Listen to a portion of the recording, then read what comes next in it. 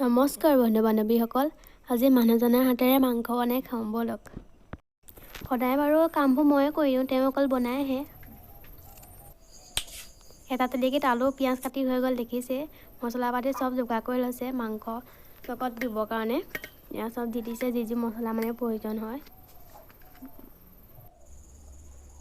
অকণমান নেমু চেপি দিছে, তেতিয়া মানে ভাল হয় আৰু মাংসটো ভাগি নাযায়।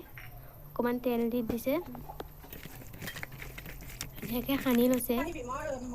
কেৰাহী গৰম হৈ আছে, তেল দি দিছে, অকণমান পাঁচফোৰণ দি দিছে, পিঁয়াজখিনি দি দিছে,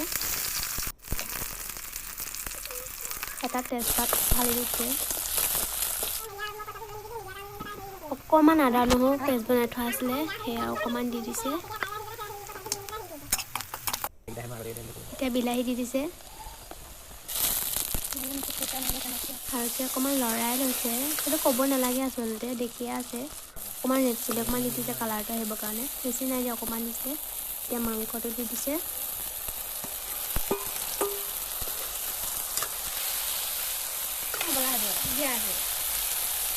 মাংস কালাৰটো বহুত ধুনীয়া আহিছে, মানে ক'বলৈ বাকী নাই আৰু। আলু দি দিছে, মাংসত আলু নহ'লে নহ'ব নে কি কয় গাইছ, মাংসত আলু লাগিবই। ফাইনেলি আমাৰ মাংস ৰেডি, এতিয়া খাব লাগে। টেষ্ট কৰিবলৈ আকৌ মোকে দিছে, বোলে টেষ্ট কৰি চোৱা কেনেকুৱা হৈছে। সঁচাকৈ ভালেই হৈছে, ধুনীয়া বনাইছে। মাংস চাংসও বাৰু ভালেই বনায়। এটা তেলেকিত আমাৰ চাটনিও ৰেডি, ধুনীয়া হৈছে আৰু ধুনীয়া বনাইছে। আমি ভাত খাই লওঁ এতিয়া। কেনেকুৱা হৈছে আৰু এইটো মানে এনেকৈ গ্ৰেভি কৰি খাই ভাল লাগে, মানে দালি চালি নাই বনোৱা আৰু। ভিডিঅ'টো ইমানতে সামৰিছোঁ, বাই বাই।